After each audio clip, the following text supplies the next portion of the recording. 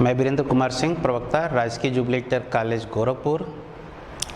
सीखने सिखाने की इस नई विधा में बच्चों आप सभी का स्वागत है। माध्यमिक शिक्षा विभाग द्वारा संचालित भौतिकी की इस कक्षा में अध्याय 5 चुंबकत्व एवं द्रव्य के भाग 2 को लेकर मैं आपके सामने प्रस्तुत हुआ हूँ। साथ ही साथ आज हम देखेंगे कि इस भाग 2 के अंतर्गत हमारे क्या क्या विषय हैं। उन विषय को पहले जान लेते हैं, उसके बाद फिर आगे हम देखते हैं। इस भाग 2 के अंतर्गत आप भूचुंबकत्व, चुंबकीकरण एवं चुंबकीय तीव्रता का अध्ययन करेंगे। अब हम लोग ये देखते हैं कि हम लोग का शिक्षण बिंदु क्या हो गया, यानी आज की इस कक्षा में हम किन किन बिंदुओं पर आपको बताएंगे, यानी कि किन किन बिंदुओं पर चर्चा होगी उसको देख लिया जाए। सबसे पहले इसमें आएगा प्रस्तावना। मीनिंग से हुआ कि इसके पहले आपने क्या पढ़ा है और उसके बाद आगे आप क्या पढ़ेंगे। भूचुंबकत्व की परिभाषा बताएंगे आपको। भौगोलिक एवं चुंबकीय यामोत्तर क्या होता है, हम इसके बारे में जानकारी देंगे। चुंबकीय दिक्पात एवं नति कोण क्या होता है, हम इसकी भी जानकारी आपको देंगे। चुंबकीय सुई का व्यवहार, यानी जब आप ध्रुवों पर चुंबकीय सुई को ले जाएंगे तो उसका व्यवहार कैसा रहेगा, इसके बारे में जानकारी देंगे। और साथ ही साथ लास्ट में आपको बताएंगे चुंबकीकरण एवं चुंबकीय तीव्रता। प्यारे बच्चों, आप इसी अध्याय के भाग 1 में पृथ्वी के चुंबकत्व से संबंधित कुछ बिंदुओं पर चर्चा किए होंगे। साथ ही साथ आप चुंबकीय क्षेत्र रेखा क्या होती है इसके बारे में भी अध्ययन किए हैं। चुंबक और चुंबक के बारे में आम धारणा क्या है इसके भी बारे में आपने अध्ययन किया है। उन्हीं सब चीज़ों को दृष्टिगत रखते हुए हम लोग अब पृथ्वी के चुंबकत्व के बारे में अध्ययन करेंगे। जैसा बच्चों आप लोग ये भी जानते हैं कि अगर किसी चुंबक को स्वतंत्रता पूर्वक कहीं लटका दिया जाए अथवा कार्क के टुकड़े पर चुंबक को रखकर स्थिर पानी सतह पर उसे तैराया जाए तो वह हमेशा उत्तर दक्षिण दिशा में ही ठहरता है।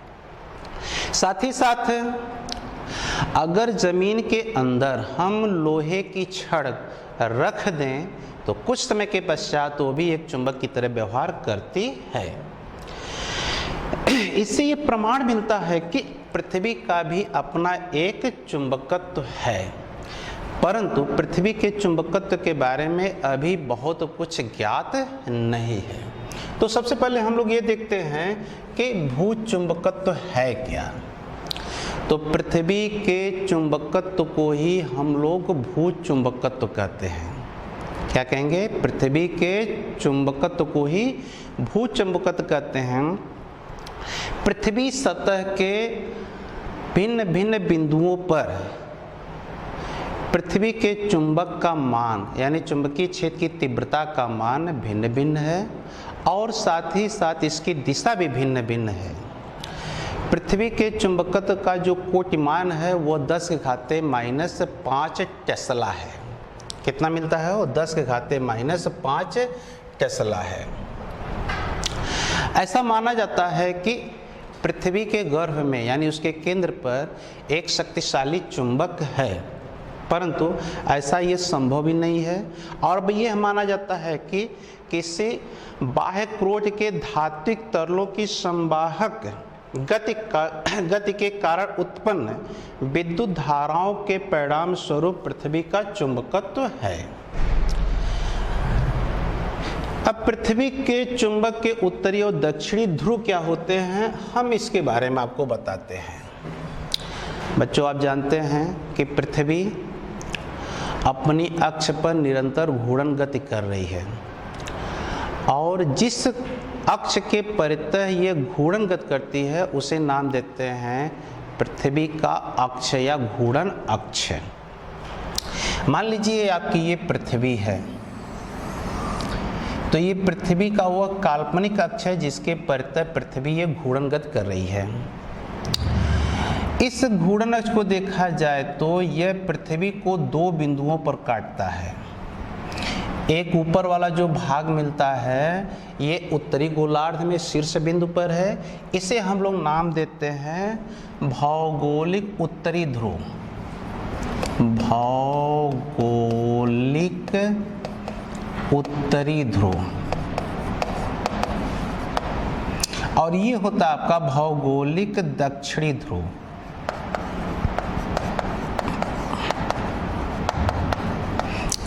तो दो ध्रुव मिले, भौगोलिक उत्तरी ध्रुव जो कि आधे से ऊपर शीर्ष बिंदु पर है, भौगोलिक दक्षिणी ध्रुव जो कि आधे से नीचे शीर्ष बिंदु पर है। ठीक। अब पृथ्वी के अंदर ऐसा माना जाता है कि एक चुंबकीय द्विध्रुव है और उस चुंबकीय द्विध्रुव के दोनों ध्रुवों को मिलाने वाली जो काल्पनिक रेखा है वह पृथ्वी सतह को दो बिंदुओं पर काटती है। एक बिंदु ये हो गया और ये दूसरा बिंदु ये हो गया जो कि ये सतह पर है। इन बिंदुओं को हम लोग चुंबकीय ध्रुव कहते हैं। क्या नाम देंगे? चुंबकीय ध्रुव। वह चुंबकीय ध्रुव जो भौगोलिक उत्तरी ध्रुव के समीप होता है उसे चुंबकीय उत्तरी ध्रुव कहते हैं और इसे मार्क करते हैं NM से।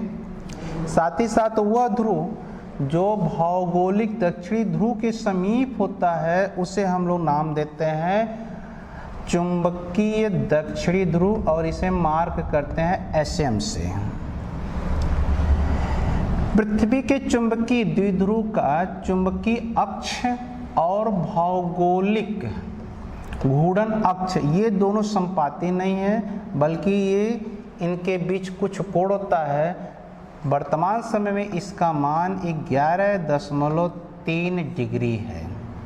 जैसा कि आप लोग जानते होंगे कि क्षण चुंबक के कारण चुंबकीय जो बल रेखा होती है वह नॉर्थ पोल से निकलती है, साउथ पोल से होते हुए यहाँ पर पहुँच जाती है। यहाँ पर पृथ्वी के चुंबकत्व में देखा जाए तो चुंबकीय क्षेत्र रेखाएं चुंबक की उत्तरी ध्रुव पर प्रवेश करती हैं, यहाँ प्रवेश करती हैं और साथ ही साथ चुंबकीय दक्षिणी ध्रुव से बाहर निकलती हैं। इसका तात्पर्य ये हुआ कि पृथ्वी का जो चुंबक है उसका दक्षिणी ध्रुव उत्तरी गोलार्ध में है और पृथ्वी के चुंबक का उत्तरी ध्रुव ये आपका दक्षिणी गोलार्ध में है और पृथ्वी के चुंबक का दक्षिणी ध्रुव उत्तरी गोलार्ध में स्थित है। ऐसी स्थिति में हम लोग ये देखते हैं कि जो पृथ्वी का अपना चुंबक है वह चुंबक ये हो गया आपका घूर्णन अक्ष, ये हो गया पृथ्वी के चुंबक का चुंबकीय अक्ष और इस चुंबकीय अक्ष में देखा जाए तो ये चुंबकीय उत्तरी ध्रुव था NM, ये चुंबकीय दक्षिणी ध्रुव था SM। यहाँ पर चुंबक का जो ध्रुव होगा ये दक्षिणी ध्रुव होगा और यहाँ जो होगा चुंबक का ध्रुव ये उत्तरी ध्रुव होगा। आइए अब हम लोग देखते हैं कि भौगोलिक यामोत्तर क्या होते हैं। आप जानते हैं कि पृथ्वी के उत्तरी भौगोलिक उत्तरी ध्रुव और भौगोलिक दक्षिणी ध्रुव को मिलाने वाली रेखा को घूर्णन अक्ष कहते हैं। इस घूर्णन अक्ष से होकर जाने वाले ऊर्ध्वाधर तल को हम लोग भौगोलिक यामोत्तर कहते हैं। यहाँ पर हम एक पृथ्वी के बारे में बात कर रहे हैं जो ये हो गया इसका घूर्णन अक्ष और इस घूर्णन अक्ष से होकर जो ऊर्ध्वाधर तल जाएगा उसी ऊर्ध्वाधर तल को हम लोग नाम देते हैं, कुछ इसको हम लोग इस रूप में बना लेते हैं, इसे हम लोग नाम देते हैं भौगोलिक यामोत्तर।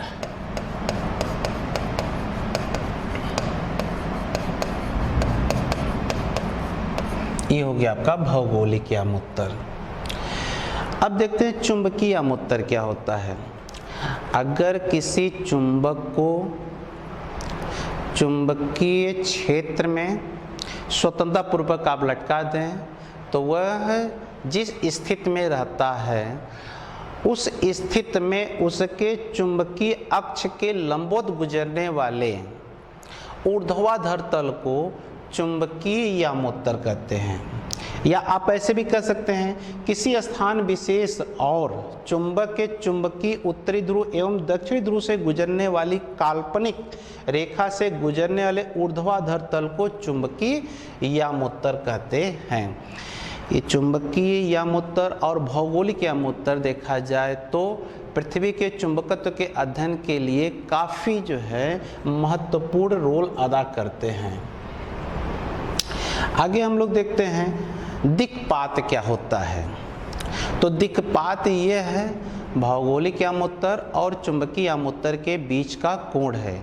किसी स्थान पर देखा जाए तो चुंबकीय यामोत्तर भौगोलिक यामोत्तर से कुछ कोण बनाता है, उस कोण को ही हम दिक्पात कहते हैं। यह कोण हमेशा न्यून कोण होता है।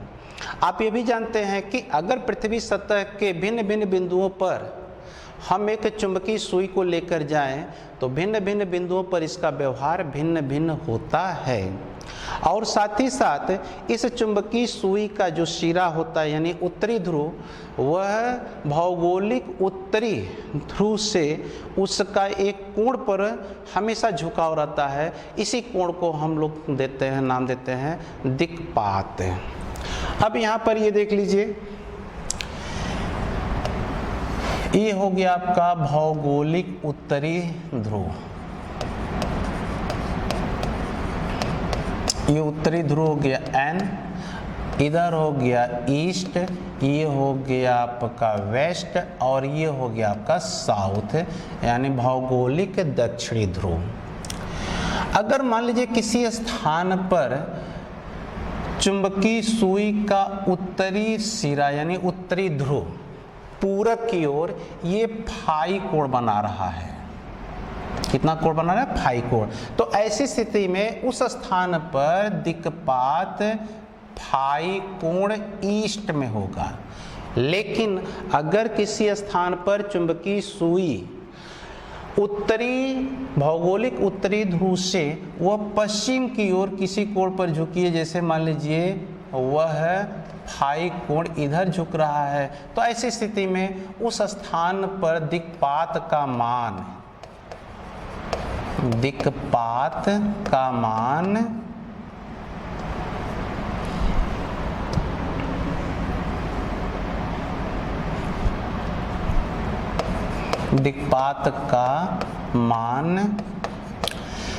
फाई डिग्री वेस्ट होगा।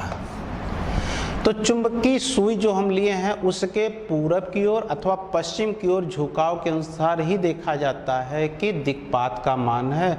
वर्तमान में देखा जाए तो भारत में यह दिल्ली में 0 डिग्री 41 मिनट ईस्ट में है और मुंबई में देखा जाए तो 0 डिग्री 58 मिनट वेस्ट में है। साथ ही साथ पृथ्वी के चुंबकत्व के अध्ययन में इसका भी एक महत्वपूर्ण रोल है यानी महत्वपूर्ण अदा करता है ये।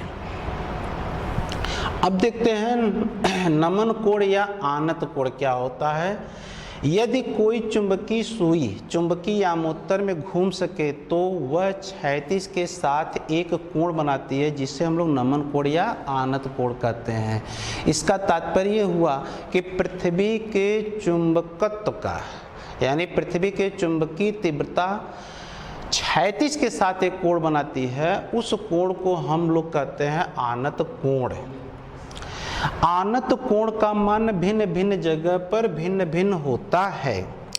अगर आप पृथ्वी सतह पर चलें तो दो बिंदु आपको ऐसे मिलेंगे जहां पर कि नमन कोण या आनत कोण का मान 0 होता है।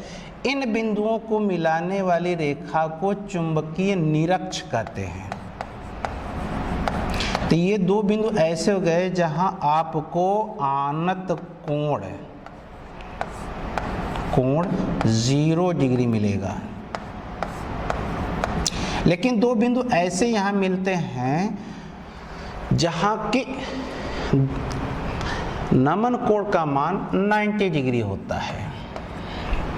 ठीक है, ये होते हैं आपके चुंबकीय ध्रुव पर। तो चुंबकीय ध्रुव पर आनत कोण ये 90 डिग्री का होता है, जबकि चुंबकीय निरक्ष रेखा पर इसका मान 0 होता है। इसके अलावा भिन्न भिन्न जगह पर आप ले जाएंगे तो इसका मान अलग अलग पाया जाता है। अब देखते हैं पृथ्वी के चुंबकीय क्षेत्र का क्षैतिज घटक है। तो किसी भी स्थान पर अगर आपको भूचुंबकत्व का अध्ययन करना है तो आपको 3 अवयव की आवश्यकता पड़ती है। बच्चों, इसके पहले आप जानते होंगे अंतरिक्ष में किसी बिंदु की स्थिति प्रदर्शित करने के लिए हम 3 चर का उपयोग करते हैं, x, y और z।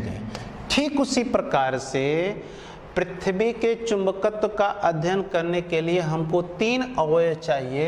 एक हो जाता है आपका दिक्पात, दूसरा होता है नमन या आनत कोण, और तीसरा हो जाता है अब चुंबकीय क्षेत्र का क्षैतिज घटक है। चुंबकीय क्षेत्र का क्षैतिज घटक है। 2 के बारे में आप जान चुके हैं, तीसरे के बारे में हम आपको बता रहे हैं चुंबकीय क्षेत्र का क्षैतिज घटक। किसी भी स्थान पर देखा जाए तो जो पृथ्वी का चुंबक है उसका जो परिणामी तीव्रता है वह क्षैतिज के साथ किसी कोण पर झुका होता है, और उस झुकाव कोण को यहाँ पर I से व्यक्त किया गया है। जो फिगर यहाँ पर ड्रा किया गया है, यहाँ देखिए ये पॉइंट P है, यहाँ एक स्पर्श रेखा खींच दिए हैं, ये परिणामी तीव्रता बता रहा है BE। तो ऐसी स्थिति में ये जो घटक मिलेगा BE का, उसे हम लोग मार्क कर रहे हैं HE से, और क्षैतिज के साथ जो ये कोण बना है यही है आपका आनत कोण या नति कोण है। तो ऐसी स्थिति में इसी घटक HF को ही हम लोग नाम देते हैं क्षैतिज घटक है। तो आपको जैसे पहले बता चुके हैं, तो पृथ्वी के चुंबक का जो परिणामी तीव्रता है उसके क्षैतिज दिशा में घटक को ही पृथ्वी के चुंबक का क्षैतिज घटक कहते हैं, और इसे हम लोग HE से प्रदर्शित करते हैं। तो भूचुंबकत्व के अवयव में 3 आ जाते हैं आपका दिक्पात, आनत या नमन कोण जाता है, चुंबकीय क्षेत्र का क्षैतिज घटक मिल जाता है। अब हम लोग देखते हैं कि यहाँ पर इन घटकों के मान क्या होंगे। जैसा कि आप पूर्व में वेक्टर का वियोजन पढ़े होंगे, उसी वेक्टर के वियोजन के आधार पर हम लोग क्षैतिज घटक और ऊर्ध्व घटक के मानों की गणना करेंगे। आइए देखते हैं किस तरह से इसके मान निकाले जा सकते हैं। यहाँ जो पहले फिगर में बिंदु P लेते वही बिंदु P है, और ये बिंदु P ये बता रहा है, ध्यान दीजिएगा, हम एक सिंपल डायग्राम यहाँ पर बनाते हैं। ये पृथ्वी का सतह हो गया, और यहाँ पृथ्वी के चुंबक का ये परिणामी तीव्रता हो गया जिसका मान है BE। ये हो गया आपका नमन कोण I। जब BE का वियोजन करेंगे तो इस दिशा में जो घटक मिलेगा वो हो जाएगा HE, और इस दिशा में जो घटक मिलेगा वो हो जाएगा आपका ZE। तो ये हो जाता है आपका ऊर्ध्व घटक, ये हो जाता है आपका क्षैतिज घटक। तो ये हो गया क्षैतिज घटक, और ये है आपका ऊर्ध्व घटक। तो वियोजन के अनुसार जैसे आप लोग किसी वेक्टर का जब वियोजन किए होंगे तो इस तरह से आप फिगर बनाए होंगे। ऐसे ही वेक्टर A लिए होंगे, इस वेक्टर ए का इस दिशा में घटक वेक्टर ax था, इस दिशा में घटक था वेक्टर ay, और जब इनका आप परिमाण निकाले होंगे, आप वियोजित भाग निकाले होंगे, अगर ये कोण थीटा है तो ax बराबर होता है a cos थीटा और ay बराबर होता है a sin थीटा। इसी के आधार पर हम लोग यहाँ पर मान जब कैलकुलेट करते हैं तो क्षैतिज घटक का मान मिल जाता है ZE बराबर HE बराबर BE cos I। ये हमको क्षैतिज घटक मिलता है, और जबकि ऊर्ध्व घटक मिल जाता है ZE बराबर BE sin I। तो हमको दो घटक मिल गया। अब क्या करते हैं, ये समीकरण 1 हो गया, ये समीकरण 2 हो गया। समीकरण 1 और 2 से आप क्या करिए कि समीकरण 1 में समीकरण 2 से भाग कर दीजिए। तो जैसे ही आप भाग करेंगे आप पाएंगे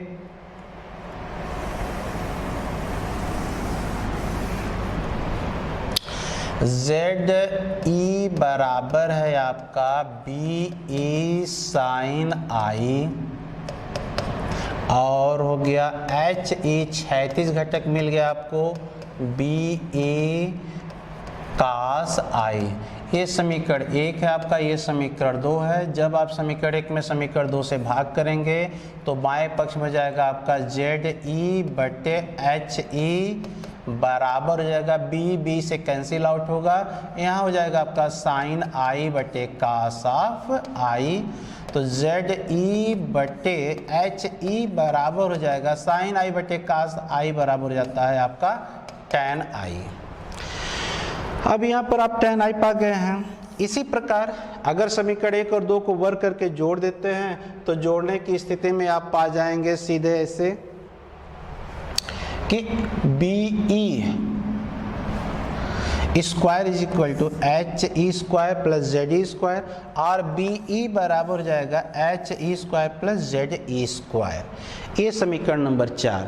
समीकरण 2, समीकरण 4 और दिक्पात अगर इतना आपको पता है तो ऐसी स्थिति में पृथ्वी के किसी भी स्थान पर भूचुंबकत्व के बारे में अध्ययन कर सकते हैं और ये सबसे सहायक होते हैं।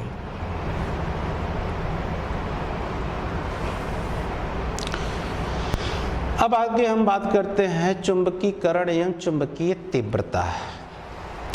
बच्चों,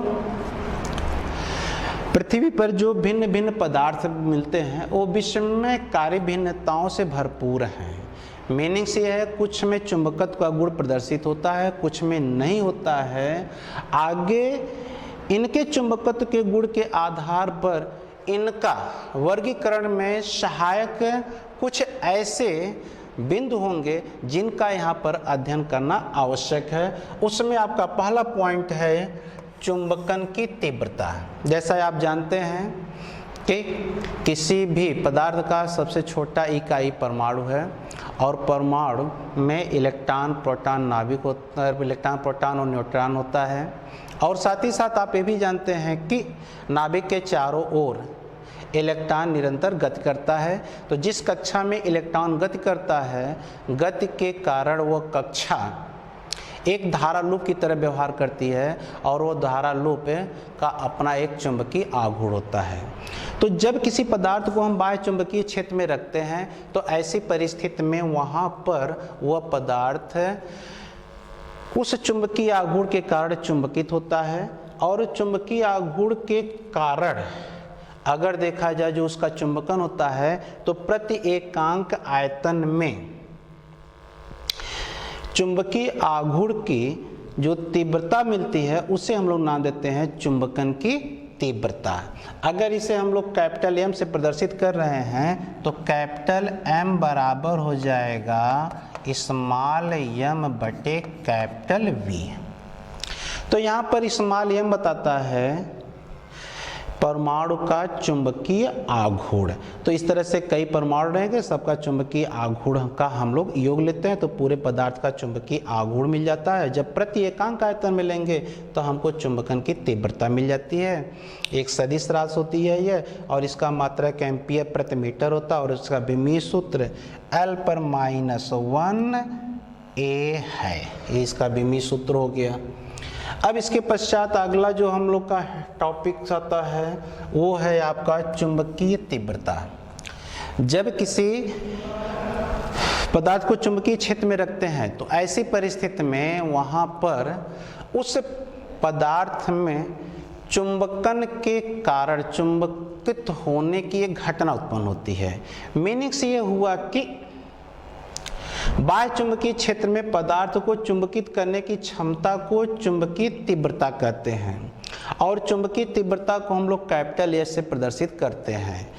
जो पदार्थ हम लोग चुंबकीय क्षेत्र में रखते हैं उस पदार्थ का जो वास्तविक चुंबकीय क्षेत्र होता है वो बाह्य चुंबकीय क्षेत्र और पदार्थ में चुंबकन के कारण उत्पन्न चुंबकीय क्षेत्रों के सदिश योग के बराबर होता है।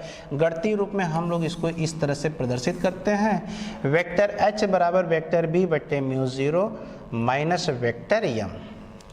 जहां बताता है वेक्टर B पदार्थ के भीतर चुंबकीय क्षेत्र है, म्यू 0 जैसे आप पहले पढ़ चुके हैं ये जो है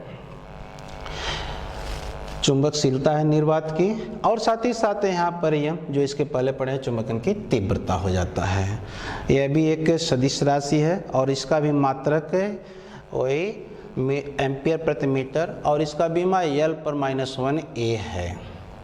अब आगे देखते हैं चुंबकीय प्रवृत्ति। चुंबकीय प्रवृत्ति किसी भी पदार्थ की चुंबकीय क्षेत्र में चुंबकित होने का एक उसका व्यवहार क्या है इसके बारे में बताती है, और किसी भी पदार्थ की जो चुंबकीय प्रवृत्ति होती है वो चुंबकन की तीव्रता और बाह्य चुंबकीय तीव्रता दोनों के परिमाणों के अनुपात के बराबर होता है। इसे हम लोग काई से प्रदर्शित करते हैं। यहाँ जो ये सिंबल है ये हम इसको कहते हैं काई। तो काई बराबर होता है m/h। यह एक अदिश राशि है और यह है मात्रकहीन, यानी इसका बीमा भी नहीं होगा मात्रक भी नहीं होगा। साथ ही साथ आप एक चीज़ और देखिए, इस समीकरण से देखा जाए तो आप लिख सकते हैं m = काई h